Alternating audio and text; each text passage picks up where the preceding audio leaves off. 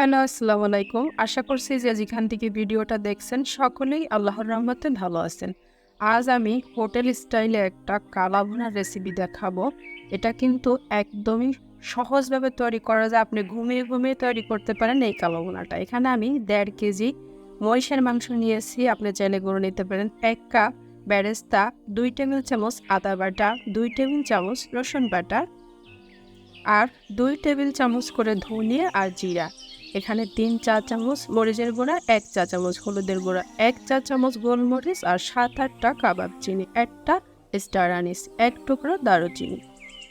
এখানে 3টা তেজপাতা, একটা জয়িত্রীর অর্ধেক আর একটা জয়ফল ছোট্ট।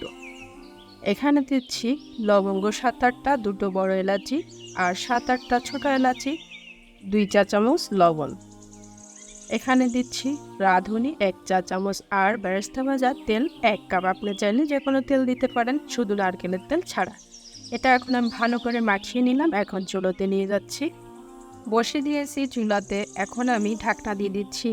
5 মিনিট পর কিন্তু আমি ঢাকনাটা খুলবো। আর চুলার আঁচটা মিডিয়ামে রেখেছিলাম। 5 মিনিট পরে আমি 2 টেবিল চামচ সয়া সস দিয়ে দিচ্ছি। অবশ্যই এটা দিতে হবে। দেওয়ার পর ভালো করে নেড়ে চেড়ে দিচ্ছি।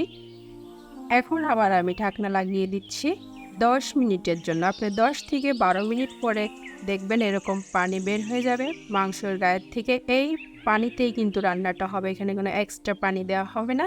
আবার আমি ঢাকনা লাগিয়ে দিচ্ছি।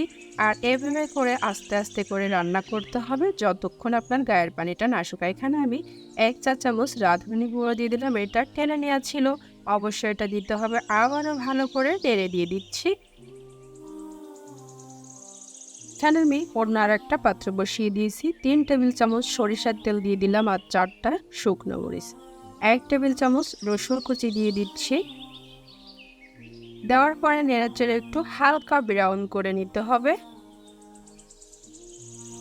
ব্রাউন হয়ে যাওয়ার পরে মাংসতে ঢেলে দিলাম। আর এই পর্যায়ে আমি ঢাকনা লাগিয়ে দিচ্ছি 2 মিনিটের জন্য। 2 মিনিট পর ঢাকনাটাকে খুলে ভালো করে নেড়েচেড়ে দিচ্ছি। আমি কিন্তু আর ঢাকনা দিব না, এখন দিয়ে দিব 1 চা চামচ শাহি গরম মশলা। এটা অবশ্যই দিতে হবে। এটা চাইলে দোকান থেকে দিতে পারেন, আর না হলে আমি 2-1 দিনের মধ্যে এই রেসিপিটা আপলোড করব, চাইলে দেখে নিতে পারেন। আর এখন কিন্তু তারপরে ঢাকনা দেবেন না, 2-4 মিনিট নাড়তে নাড়তে দেখবেন ঠিক এরকম একটা কালার চলে আসছে। তৈরি হয়ে গেল কালো ভুনা। সহজভাবে রেসিপিটা করে দেখালাম। ভালো লাগলে একটা লাইক দিবেন, একটু শেয়ার করে দিবেন। আল্লাহ হাফেজ।